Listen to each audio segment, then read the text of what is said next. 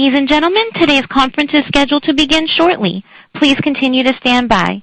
Thank you for your patience. Once again, ladies and gentlemen, today's conference is scheduled to begin shortly. Please continue to stand by. Thank you for your patience.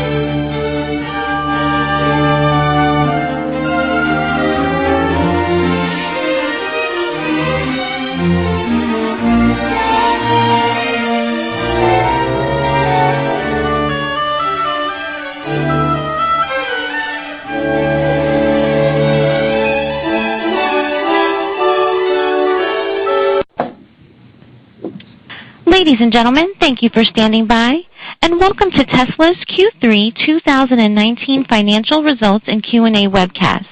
At this time, all participants are in a listen-only mode. After the speaker presentation, there will be a question-and-answer session. We ask that you limit yourself to one question and one follow-up question. You may do so by pressing star then 1 on your telephone. Please be advised that today's conference is being recorded. If you require any further assistance, please press star 0. I would now like to hand the conference over to your speaker, Mr. Martin Viecha, Senior Director of Investor Relations. Please go ahead. Thank you, Sherry, and good afternoon, everyone. Welcome to Tesla's third quarter 2019 Q&A webcast. I'm joined today by Elon Musk, Zachary Kirkhorn, and a number of other executives. Our Q3 results were announced at about 2 p.m. Pacific time in the update deck we published at the same link as this webcast. During this call, we will discuss our business outlook and make forward-looking statements. These comments are based on our predictions and expectations as of today. Actual events or results could differ materially due to a number of risks and uncertainties, including those mentioned in our most recent filings with the SEC. During the question and answer portion of today's call, please limit yourself to one question and one follow-up. Please press star 1 now if you would like to join the question queue. But before we jump into Q&A, Elon has some opening remarks. Elon? Thank you. First of all, I'd like to just thank the Tesla team for an incredible job this quarter. The execution was outstanding and on just about every front. So it's just an honor to work with such a great team. Q3 was obviously a very strong quarter. We had record deliveries. We were able to make great strides in controlling our costs. We shifted back to GAAP profitability while also generating strong free cash flow. And again, this would not be possible without each employee doing their part to reduce cost. Our operating cost is now at the lowest level since Model 3 production started. Regarding Gigafactory Shanghai. This month we started trial production at Giga Shanghai and have built full vehicles from body to paint to general assembly. So this is I want to emphasize, this is a real factory with a tremendous amount of equipment in it. While a lot of people see the outside shell of the factory, which is enormous, and was essentially underwater in January. It was below the water table, literally. What is, I think, much more significant is that we're able to install massive stamping machines, a fully operational paint shop, and a sophisticated general assembly line in the same period of time in parallel with building the building. I'd like to thank our China team for this extraordinary achievement. I'm not aware of any factory of this magnitude in history being constructed in such a short period of time, approximately 10 months. As far as I know, this is unprecedented. And Gigafactory Shanghai will become our template for future growth. We're planning to build Model Ys in Shanghai as well, of course, and to build a Gigafactory in Europe. And we hope to announce the location of that Gigafactory. In fact, we will announce the location of that Gigafactory before the end of this year. Regarding Model Y, we're also ahead of schedule on Model Y preparations in Fremont, and we've moved the launch timeline from fall 2020 to summer 2020. There may be some room for improvement there, but we're confident about summer 2020. I've actually recently driven the Model Y release candidate and think it's going to be an amazing product and be very well received. I think it's quite likely to, this is just my opinion, but I think it will outsell S, X, and 3 combined. Regarding version 10 and Smart Summon, last month we released our latest software, version 10, which includes video streaming, games, karaoke, Spotify, and a host of other new features and improvements.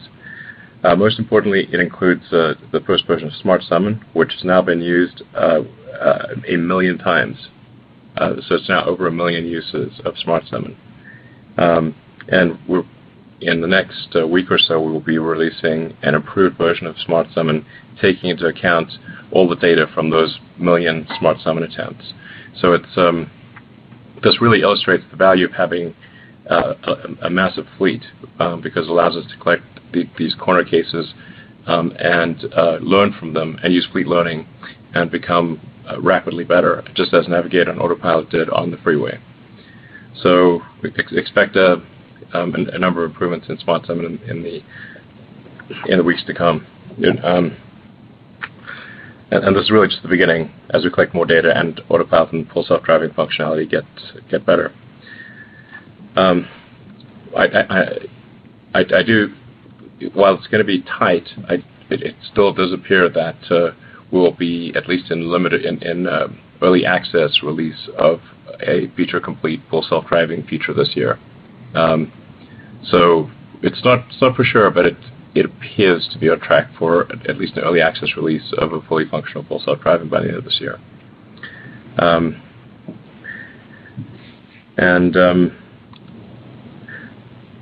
Lastly, we're highly focused on decisions that really make a material difference to the company, such as opening gigafactories in other continents. It's worth noting that these, ultimately having 3 gigafactories effectively will triple our output, and then when you consider increased output per gigafactory, it's going to actually more than triple our output over time. And then there are a lot of interesting things happening with respect to advanced batteries and more efficient powertrains, and Full Self-Driving and all that sort of stuff, but that will be something for a future time. And then one last item is that tomorrow afternoon we'll be releasing version 3 of the Tesla Solar Roof. That's the integrated solar, where the solar panels are integrated with the roof. So that's I think this is a great product. Version 1 and 2, we're still sort of figuring things out. Version 3, I think, is finally ready for the big time. And so we're scaling up production of the version 3 solar tile roof at our Buffalo Gigafactory, and I think this product is going to be incredible. But we'll talk more about that on the official product launch, which will be tomorrow afternoon. Thank you very much, and I think Zachary has some remarks as well. Yeah, thank you, Elon. Thank you, Martin. Q3 was a great quarter for Tesla. I know many employees are listening right now, and I want to thank you for your passion and your hard work. We've made terrific progress, and yet again, we realized margin improvements in nearly every aspect of the business. There are 3 key points I'd like to highlight. First, we returned to profitability in Q3, aided by improved gross profit, reduced operating expenses, and the absence of negative one-time items that weighed on our financials in the first half of the year. GAAP automotive gross margin improved sequentially to 22.8% and over 20% excluding regulatory credits. We achieved these improvements through higher production volumes on SX and Model 3, enabling better fixed cost absorption. We realized improvements in labor hours per vehicle as well as other costs such as warehousing, logistics, delivery, and import-related items. We are also making continued progress reducing material costs, including commercial negotiations with suppliers. Model S and X ASPs increased, even accounting for revenue deferrals related to free unlimited supercharging. And Model 3 ASPs declined slightly, driven by mix in Asia, pricing action in EMEA. North American ASPs held flat as mix improved, offsetting pricing action we took at the start of the quarter, which is great to see. Note that with the release of Smart Summon in the US, we were able to recognize $30 million of deferred revenue. As we expand Smart Summon to additional markets and release new features, we'll continue to recognize additional deferred revenue. Our services and other loss reduced yet again, reflecting our focus to improve the efficiency of this area of the business. And we further reduced operating expenses despite increased orders, deliveries, and new programs in development. And finally, on net income, in other income, we saw benefits from foreign exchange, which, as I mentioned last quarter, we don't hedge. The second key point I want to highlight is that we demonstrated another quarter of strong free cash flows, despite a significant increase in our captive leasing mix and a sequential increase in CapEx spend. This has enabled year-to-date positive free cash flows for the company. Our cash balance increased by approximately the same amount as our free cash flows, and we exited the quarter with our highest quarter-ending cash balance ever of just over $5.3 billion. Specifically on captive leases, we've received a number of questions on how these are funded. We use our leasing warehouse and ABS sales to allow for captive leases without material use of cash. What's important to note here is that our warehouse and ABS flow through financing cash flow, and as a result, leases negatively impact free cash flow. This impact was material in Q3 as the lease rate increased substantially by 50%. In addition, CapEx spend increased, driven primarily by Gigafactory Shanghai and Model Y spending. We've received a number of questions on why our capital spending appears low compared to prior levels, even though there are multiple new projects launching and in development.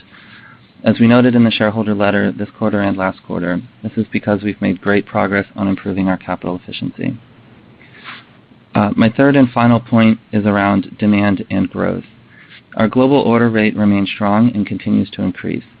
Despite increases to production levels, our order backlog has been growing, and quarter-to-date orders are significantly higher than at this point in last quarter. In the immediate term, we're focused on increasing production of Model 3 and S and X as quickly as we can. The bulk of this work involves continued optimization of existing equipment. We've also made targeted adjustments to pricing to better balance supply and demand. Our pace of execution on new factories and capacity expansion has increased significantly. As Elon mentioned, the first phase of Gigafactory Shanghai is already production ready, and we've been able to pull in the timeline for other major projects. Overall, we are quickly turning the corner for our next phase of growth, and our financial health continues to strengthen. We remain focused on reducing cost, which enables rapid investments in future programs and growth. Thank you very much. And I think also our Senior Director of Energy Operations, Kunal Girotra, wanted to have some remarks. Hi, everyone. My name is Kunal Girotra, and I've been with Tesla for about 4 years, working on different aspects of deploying our energy products. I now run Tesla Energy's deployment and fulfillment teams. Over the last 3 months, the energy teams have made great progress in both our solar and energy storage businesses. As you can see in our quarterly deck, our solar deployments rose by almost 50% over last quarter, and our energy storage deployments, which include Powerwalls and Powerpacks, grew by 15% to an all-time high of 477 megawatt hours. In the last 3 months, we relaunched Tesla Solar in North America by simplifying our solar offering into 3 sizes of small, medium, and large, with transparent pricing on the website. Actually, if I may interject, but what a lot of people don't realize is in California and in a number of other states, if you buy our sort of solar subscription or solar rental, there's no money down, and you instantly save on your utility bill, and there's no long-term contract. Right. So it's kind of a no-brainer. It's really, do you want something that prints money? And if it doesn't print money, we'll fix it or take it back. It's kind of a no-brainer, and it sort of plays into Tesla's overarching strategy here, which is effectively to become like a giant distributed global utility. Yeah. On the energy front. Yeah, no, absolutely. The subscription solar offering that you mentioned is launched in 6 states, and like you said, it's 6 monthly payments and no long-term contracts, and the response from customers has been pretty awesome so far. Well, most people do actually buy it as opposed to rent it, which is actually technically the better out. While you make money immediately if you do rental, it's actually a better investment if you buy it, because the cost of capital of the consumer is better than our cost of capital, and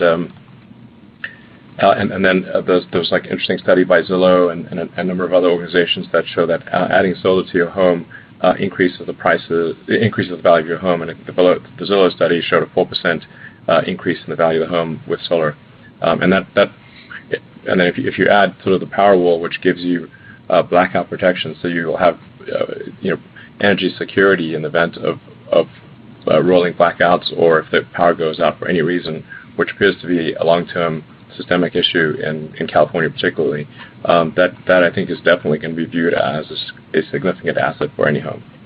Totally. Yeah.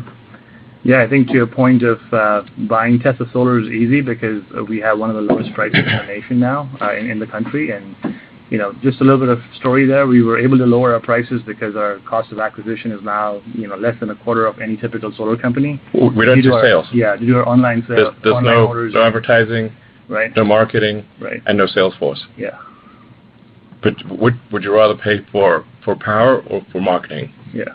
Yeah, I'd say you would rather pay for the product. Totally. Yep. Yeah. Yeah. Oh, that's great. On solar, we've also simplified the fulfillment process with a goal of really fast order-to-install timelines. We've done many residential installs with a single visit to a customer's home because of standard sizes that reduce complexity. We've also been working with cities and counties to submit generic permits that follow a template rather than customizing for every situation.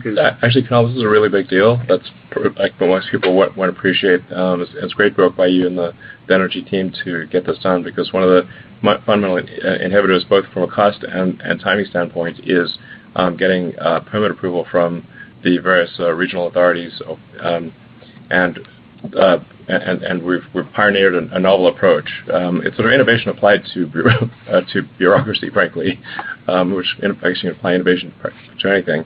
And we've gotten a massive number of housing approval authorities to take a generic template as opposed to a custom template, which makes it, and in most cases, I think, electronic as well. Yeah. So that just makes it simple and low cost and fast to get approval for solar, which is how it should be. Totally. Yeah, around 350 cities and counties have accepted it. There's still more coming. Many more coming. Yeah, I think ultimately it'll be almost everyone. Yeah. We have a lot more small cities and counties that have to come online, but that'll be our focus in the coming days. Yeah. And it's more important as we scale Solar Roof too. Yes, exactly. For all our deploying energy products needs innovation in the bureaucracy space, as you said as well. I mean, so all these improvements have led us to speed up our customer order to installation timelines from months to, in many cases, days. As Elon, you already said, we've added the option to add Powerwalls to secure people from future power outages, and a home with solar and Powerwall, as was shown in the recent California outages. Many homes ran successfully. Yeah, you can tell which homes have the Powerwall because that's where all the that's where the lights are on. Yeah. So you look at the neighborhood. It's like, oh, there's everyone, all but a few lights are out, and those usually the ones with the Tesla Powerwall. Yeah. I think, I'm not sure if you're going to mention, but also like the single truck roll. Like single site visit, yeah. Yeah. Single visit install. Yeah. Single visit install is a big deal. Right. We've taken it from where the solar industry would often be 3 visits before the solar was installed, and it would often take like quite a long time to do the installation. But we streamlined all of that to the point where, in many cases, it's a single visit to do everything, and it's fast. Yeah, that's correct. So it's minimize disruption to the homeowner. Yeah. And ordering solar is literally one click. You can order solar for your house in less than 1 minute. Totally. Yeah, and then we've done the same thing in the commercial solar space.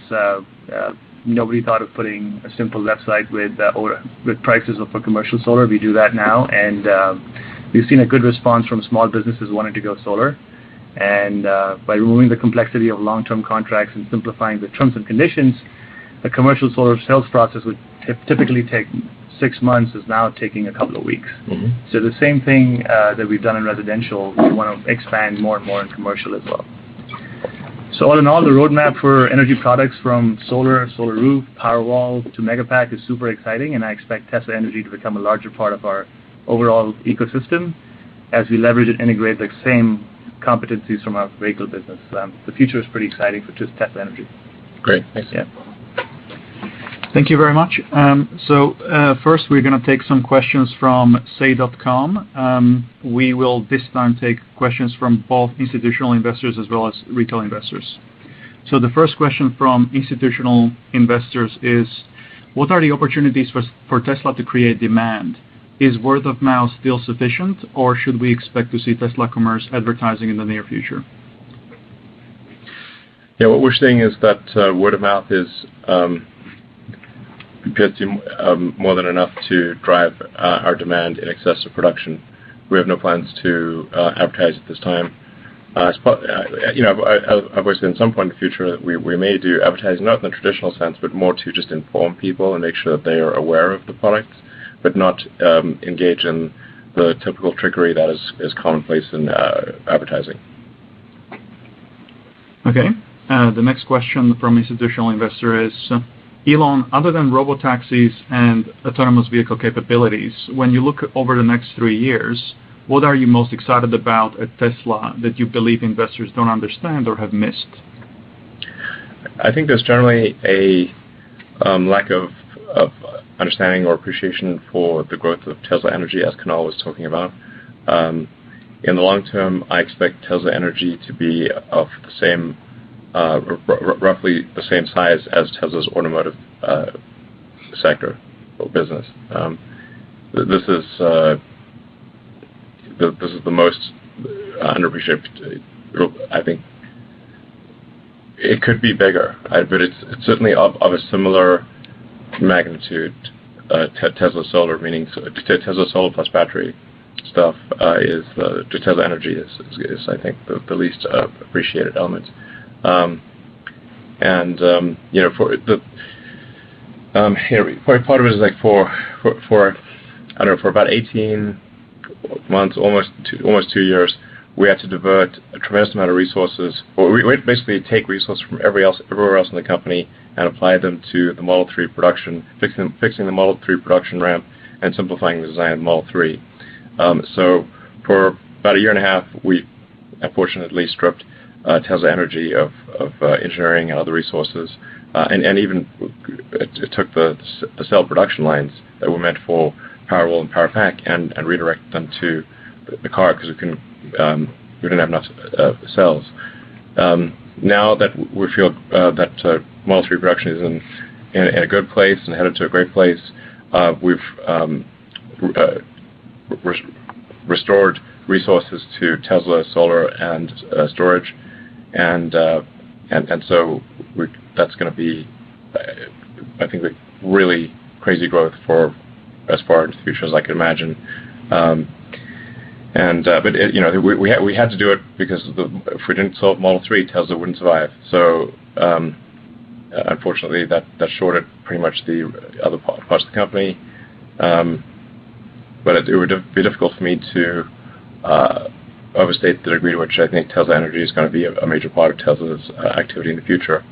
Tesla's mission from the beginning has been to accelerate the advent of sustainable energy. That means sustainable energy generation and sustainable energy consumption in the form of vehicles, electric vehicles.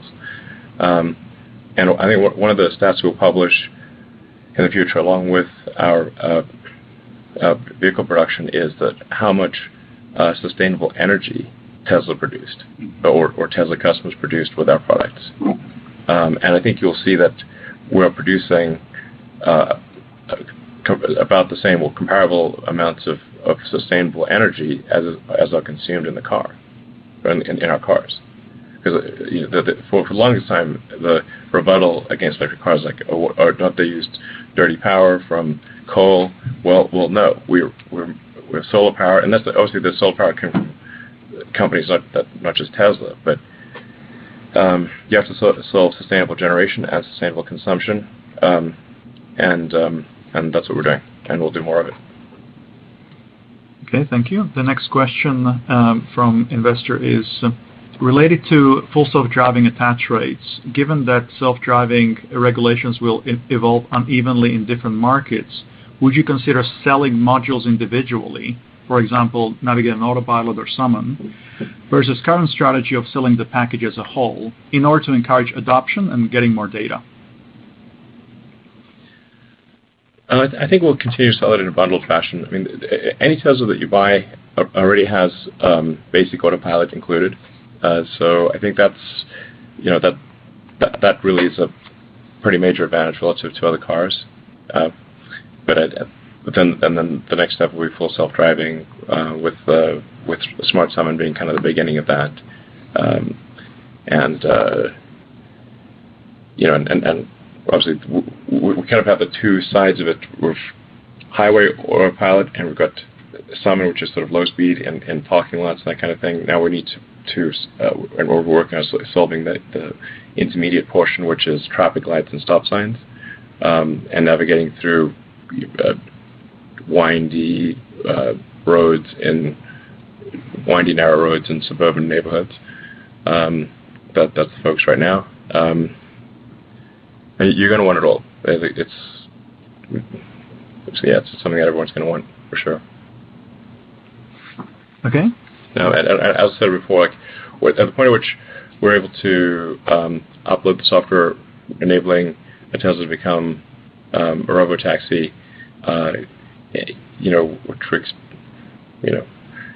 expect to have that from a functionality standpoint by the end of next year. In terms of but the functionality, so basic functionality aspirationally end of this year, but reliable enough that you do not need to pay attention, in our opinion, by the end of next year. Then we would need the acceptance by regulatory authorities will vary by jurisdiction. But that transition, that sort of flipping of the switch from a car that is from not robotaxi to robotaxi, I think will probably be the biggest step change increase in asset value in history, by far. Okay, thank you. The next question is, with respect to Model Y, what is your latest expectations for launch timing? Do you anticipate any Model 3 production downtime at Fremont during the launch? And how should Model Y gross margin % look compared to Model 3 gross margin? Well, we've talked about the launch timing. What really matters is the timing to volume production, where volume production is some number in excess of 1,000 units per week. And we're confident of reaching that point no later than the middle of 2020. So from an interference standpoint, we do not expect it to interfere. The body line is separate. The paint line is basically we do not expect it to interfere with Model 3. We do not expect any downtime. From a margin standpoint, Zach, if you want to. Yeah, from a margin perspective, we're expecting ASPs for Model Y to be slightly higher than they are for Model 3. I mean, this is common in the industry between sedans and CUVs. The part that we've worked very hard on is controlling the cost of Model Y, and our steady-state forecast for that program puts the cost at roughly equivalent to Model 3. So there will be ramp inefficiencies at first, of course, as we launch the program, but as it stabilizes with steady-state production, we do expect that it'll be a higher margin product. It's something that we're very excited about within the company. Okay, thank you. And the last question from institutional investors is, can you provide an update on FSD package attach rates? As FSD attach rates improve, will you let the financial benefits manifest in higher gross margins for company and shareholders, or will you lower the price to drive delivery volume?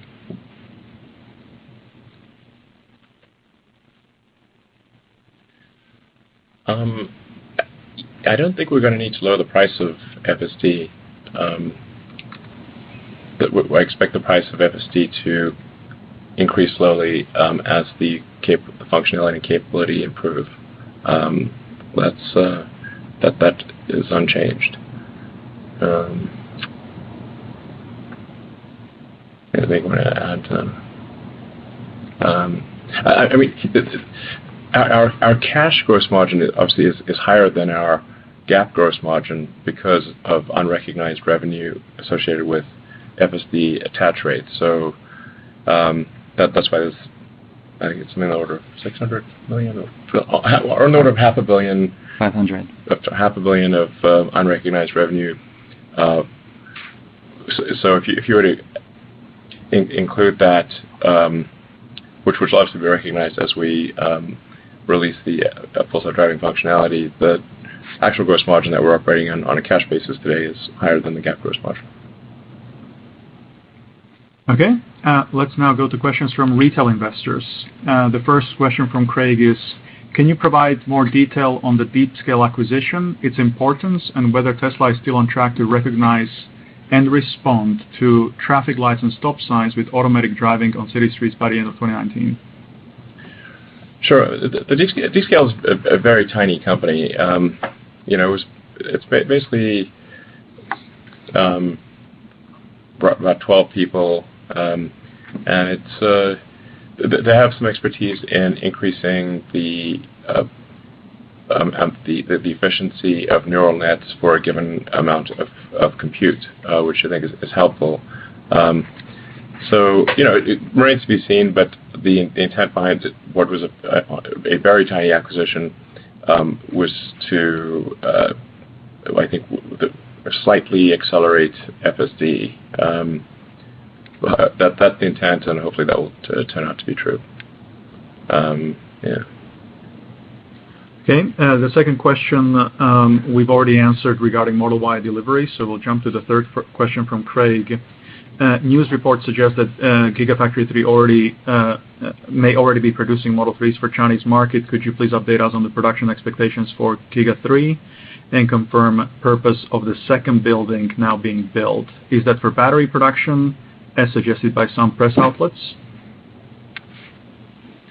Yeah, we're in trial production of Model 3, or basically sending cars through the system, and we're ramping rapidly. We're expecting to hit volume production in a few months, essentially. The second building is indeed for battery and module production, and there's probably going to be just see a bunch more construction beyond what's already there, because obviously we need to build out facilities for Model Y production at Shanghai as well. Okay.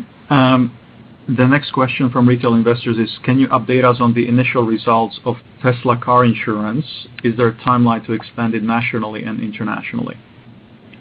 Yeah, I can take that. So far we've launched Tesla Insurance in California.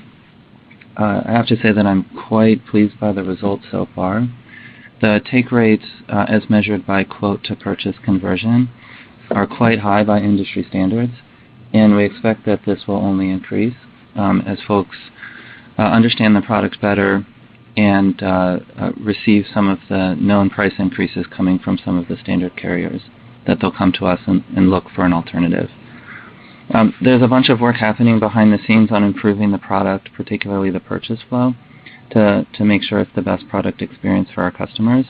And we're also working very hard to get other states lined up in the States, and then also to launch in some countries internationally. So we're not able to provide specific timelines on those changes, but we're definitely working as quickly as we can, given how well received Tesla insurance has been in California. Yeah, I think it also has a secondary effect of ensuring that the third-party providers of insurance provide reasonable rates to our customers. I completely agree. The goal here is not to have an outsized market share of insurance. It's just to make sure that the customers have an alternative to other companies as well, if those rates are high. I mean, ultimately, what makes the most sense for a total cost of ownership perspective is for folks to have good pricing on their insurance. Yes, exactly. Okay, and the last question from retail investors. There is skepticism regarding your comment that the full self-driving will be feature complete by year-end, like resulting from confusion about feature complete, what feature complete means. Could you please talk to this, perhaps give us a list of features that establish the FSD baseline? Yeah, by feature complete, I mean the car is able to drive from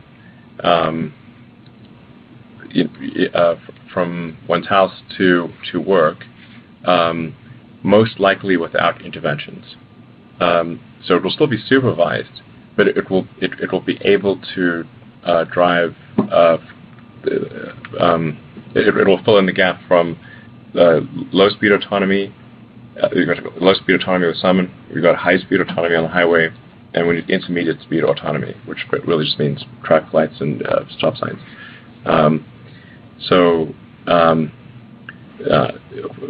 Feature complete means it's most likely able to do that without intervention, without human intervention, but it would still be supervised. And I've gone through this timeline before, I think several times, but it is often misconstrued. That there's the three major levels to autonomy. There's the car being able to be autonomous but requiring supervision and intervention at times. That's feature complete. Then there's and it doesn't mean like every scenario everywhere on Earth, including every corner case. It means most of the time. And then there's another level, which is that we think that from a Tesla standpoint, we think the car is safe enough to be driven without supervision. Then the third level would be that regulators are also convinced that the car can be driven autonomously without supervision. Those are three different levels. Okay, thank you very much. Shireen, we can now go to the questions from analysts. Thank you. As a reminder, to ask a question, please press star then 1, and we request that you limit yourself to one question and one follow-up. Our first question comes from Dan Galvez with Wolfe Research. Hey guys, thanks for taking my question. I was hoping that you could give us a little bit more color on sizing up the key factors in the auto gross margin improvement from Q3 to Q2. Particularly, you mentioned some non-recurring items in the letter, and also, should investors be prepared for any meaningful headwinds as the China plant comes up, but isn't at full production yet? Yeah, I can provide a couple of comments on that. On your last question about China headwinds, there are always ramp inefficiencies when we launch a new factory. So we don't expect China to be any different than that. So there will be some that we experience in Q4. The amount of that is hard to forecast, given that it's a different type of factory design than we did here in Fremont. We're working very hard to limit the ramp inefficiencies, but certainly fixed cost absorption and having all of the labor ready as we ramp will have an impact on Q4. On the margin improvement, a couple of things there for auto gross margin. As I mentioned in my opening remarks, S and X average selling prices increased from Q2 to Q3. I mean, that's important as I mentioned in the last earnings call, the prior powertrain versions of S and X provided significant headwinds on average selling price for that product in the quarter.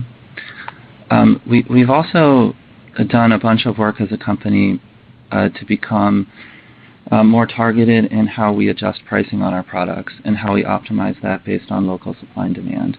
And so I think there's a bunch of good work from the team on that in Q3, which flowed through on our financials. And cost reduction has just remained a huge focus for us. It's hard to underestimate how much of that has been ingrained in the culture of the company. And Jerome and his team have done absolutely tremendous work there.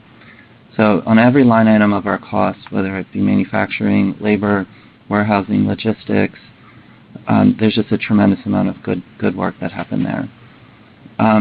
Specifically on non-recurring items, two that I'll note, one being the Smart Summon revenue recognition. Debatable whether that's considered recurring or not, given that we continue to expect to release more features and release revenue associated with that in the future. But we did want to call that out specifically and the dollar value around that, as we know there's been speculation around the impact for the quarter. And foreign exchange is just something that, since we don't hedge, it has an impact and it comes and goes every quarter. So we'll have to see as the quarter plays out the effect that has. Thank you. Our next question comes from Adam Jonas with Morgan Stanley. Hi, everyone. This is George Daly on for Adam. So first question, is it a fair assumption to say that once the Shanghai Gigafactory is ramped, the Model 3 sold in China for China could be the most profitable car you sell, even more profitable than the average car made at Fremont right now? That one's also difficult to forecast. It's a good question. At least based on the plans that we have now, we're expecting it to be roughly in line with where Model 3 is coming out of our Fremont factory. There's still a bunch of work around cost optimization in the factory after we launch with ramp inefficiencies, and we need to work those costs down. And then there will be work to land on what the right mix is within the country and where we ultimately land on the product offering. So I think just for now, it's safe to assume that it's roughly in line with the margins that you see coming out of the Fremont facility. Great. And then if I could just sneak in one more. So it's been over 7 years since you launched the Model S, and many OEMs seem that they don't have the same commitment to battery electric vehicles that you do, and many don't even offer one right now. As your business model proves to be more sustainable, could we potentially see Tesla maybe supplying other OEMs with batteries or software, or complete electric vehicle architectures, maybe in an effort to accelerate mass adoption of sustainable transport?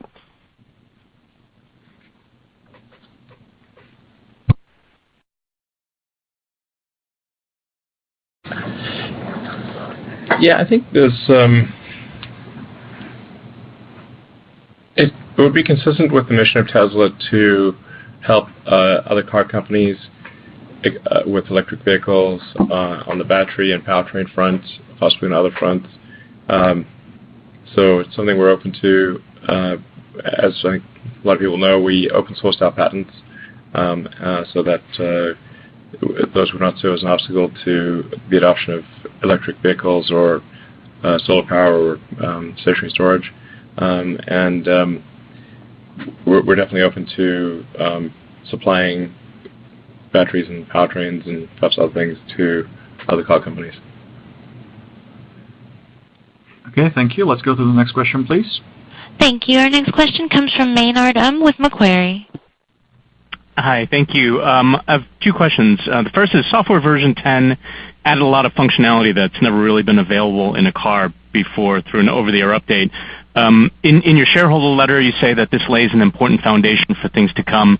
Can you just talk about the longer-term plan or your vision for the direction of the software platform, and if you have plans to monetize that opportunity?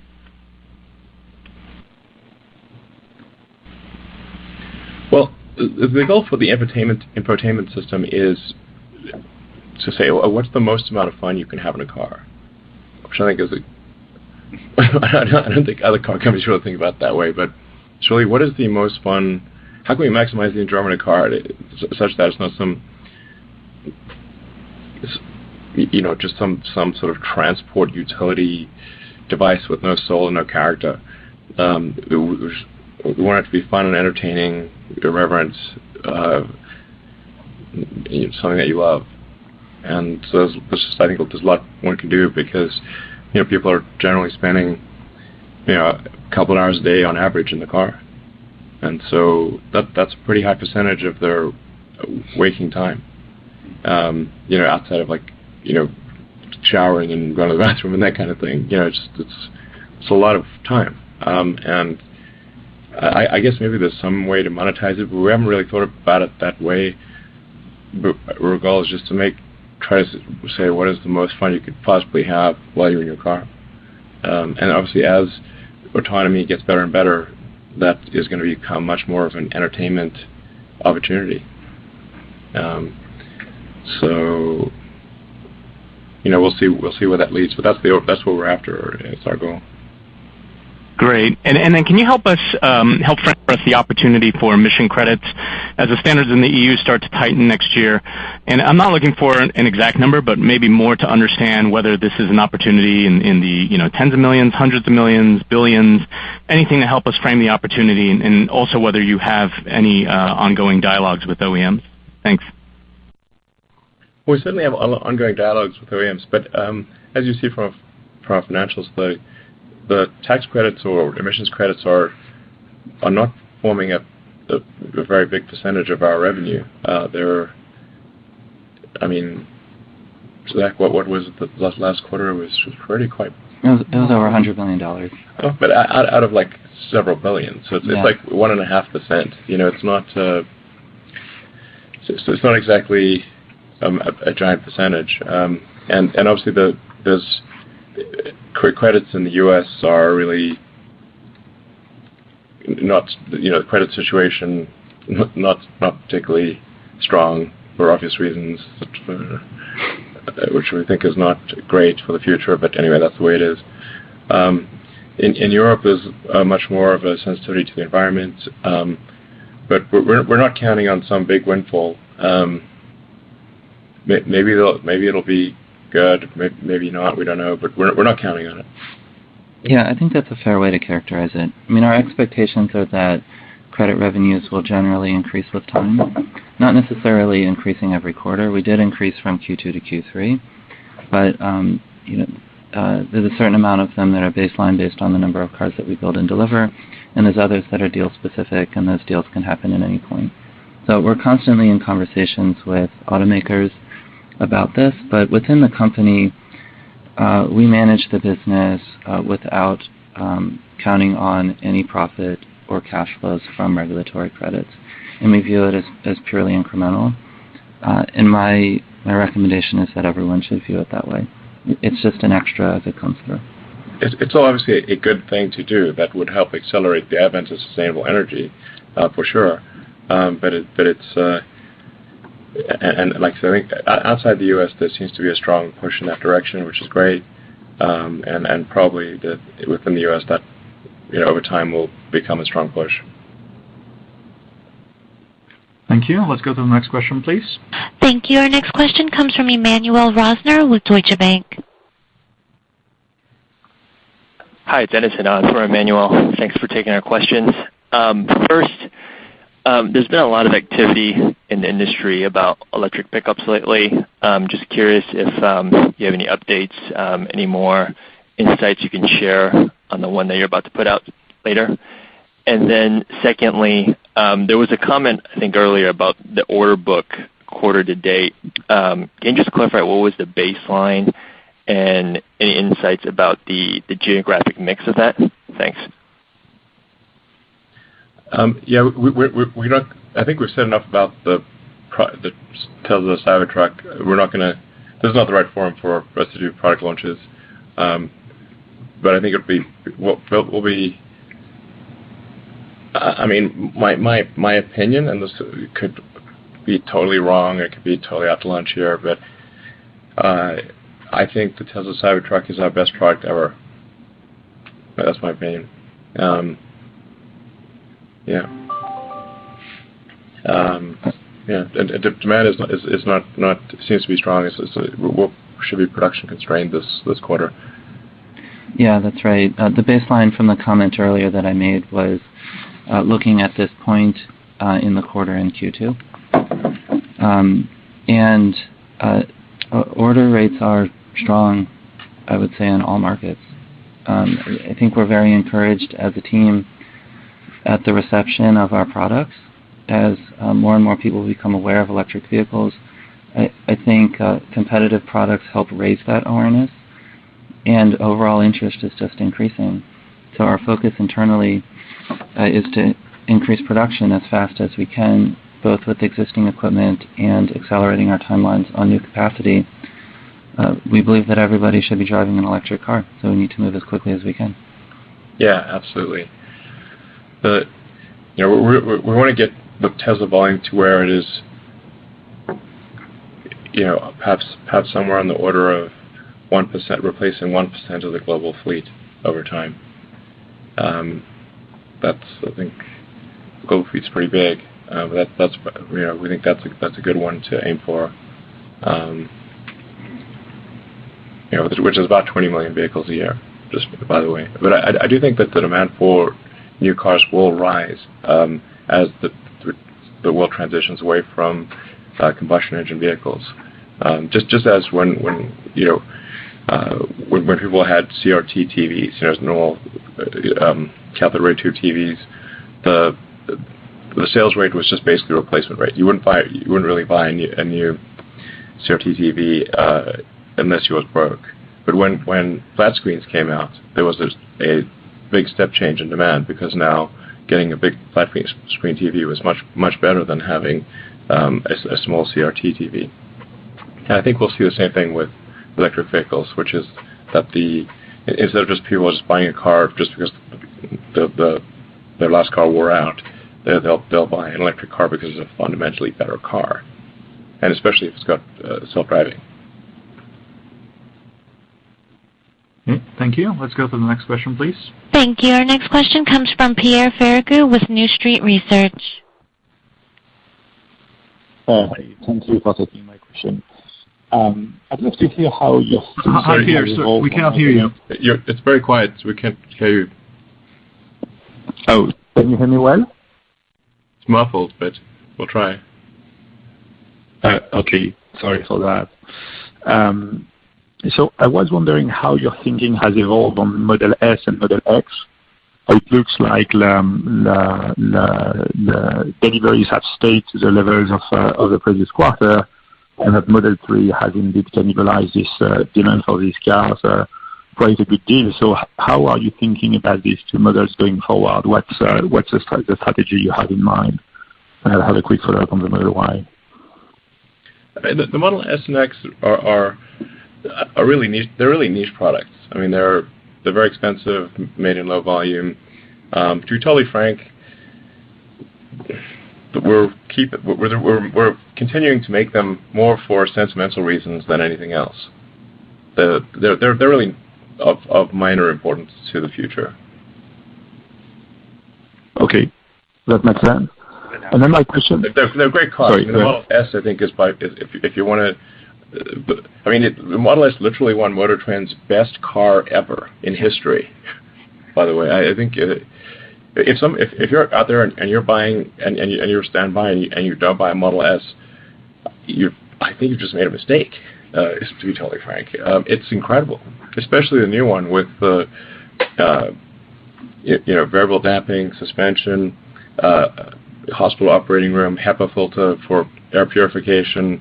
The Raven powertrain, it's the fastest car in the world, and it's so easy to drive. It makes you feel like Superman driving that car. It's incredibly safe. It's just an amazing vehicle. And then Model S, I think, is like the Fabergé egg of cars. The Model X. Model X is like the Fabergé egg of cars. It's mean, that's why so many artists and musicians buy the car. It's an art piece, basically. Yeah, I mean, it's just that I agree. They're absolutely phenomenal cars, and we are increasing production on our S and X lines for this quarter in response to increasing demand. And so I think part of the story here is, as we've launched, ramped, and stabilized Model 3, that's kind of consumed a lot of the attention around the company. But now that as that has stabilized, we're able to focus our attention and balance that between S and X and Model 3. And so the delivery numbers in Q3 understated the interest in the product for that quarter. And we continue to see strength in the order rate, which we anticipate will be reflected in S and X deliveries in Q4. Yeah, I mean, the Model S, the basic Model S at this point has a range of 370 miles. Actually, technically it's 373, but we actually certified it incorrectly as 370, but it's 373. And there are some software improvements that we think will make that even better. I forgot to mention, we're also expecting that there's going to be an over-the-air improvement that will improve the power of the Model S, X, and 3. That's by the way, it's coming in a few weeks. It should be on the order of 5% power improvement due to improved firmware. Drew, do you want to say anything on that? Yeah, we just continue to learn how to optimize the motor control in our products, and so 5% improvement for all Model 3 customers and 3% for S and X. Yeah, and there's also the single pedal driving. Yep. That will improve the range as well. Mm-hmm. Very excited about that. It's an improvement in comfort and feel. Yeah, it just makes it's easier to drive, and it improves the range. Yes. And faster supercharging. Oh, and faster supercharging for standard range and standard range plus customers, which is a big deal for them. Yeah, I don't think there's ever been a situation in history where you buy a car and it gets way better over time just due to software. Like, not a little bit better, but a lot. Yeah. It's very exciting. Yeah. I think, as a customer myself, I enjoy these updates. Always look forward to them. Yeah, it might move the Model S range to almost 380 or high 370s with the update. And we're not stopping to work there. We will continue working on their development. Yeah, absolutely. Pierre, did you have a follow-up question? Yeah, just a quick one on the Model Y. So I was wondering if what you've learned with S and X makes you think maybe when you launch Model Y, you'll have some cannibalization of demand on the Model 3, and have you started to think about that and how to approach it? No, I don't think we're not expecting to see cannibalization of Model 3. One's a sedan, one's a SUV. Yeah, the best comparison we have for that is when we launched Model X, then we had Model S at the time. Yeah, and Model S sales increased. Yeah, and we didn't see any cannibalization there. The opposite. When we launched Model X, Model S sales increased. Yep, so that's the best comparison that we have. Great. Thank you very much. Let's go to the next question. Thank you. Our next question comes from Dan Levy with Credit Suisse. Hi. Good evening. Thank you for taking the questions. First, just wanted to ask a question on Giga 3. You're targeting 3,000 units a week, but we saw with Fremont that the ramp on Model 3 was lumpy, and you sort of ramp and then sort of cut production to fix the bottlenecks. Given this is brand new capacity, how smooth should we expect production to be on a week-to-week basis? Meaning, once you hit the 3,000, is that 3,000 you could go every single week in a quarter, or is it still going to be lumpy within a quarter? I mean, if you've got a crystal ball, we'd love to use it. I'm looking for it. Yeah. It should be smoother than Model 3 because there's a lot of commonality of parts. But I think if you look over a reasonable enough time frame, the production will actually be fairly smooth. But from a week-to-week standpoint, it obviously will not be. It'll be about as smooth as, say, the stock market. I mean, how smooth is the stock market from one week to the next? But if you just extend the time period to, say, 2 or 3 quarters, it will be a very rapid, steady ramp. And obviously it'll go way past 3,000 a week. Okay, great, thank you. And then just to follow up, you mentioned, Elon, you mentioned earlier in your comments that one of the things you're optimistic on in the future is Tesla Energy, and I think we understand the part that one of the challenges in the past was sort of a reallocation of resources away from energy to the auto side. Could you just talk to where you see the greatest pockets of growth in energy? Is it solar or storage? And now that you can reallocate resources, what would that entail in terms of capacity growth, or what does reallocation of resources look like? Well, I think on a percentage basis, solar will grow the fastest, but storage will also grow high on a percentage basis. I think both over time will grow faster than automotive, but starting from a smaller base. I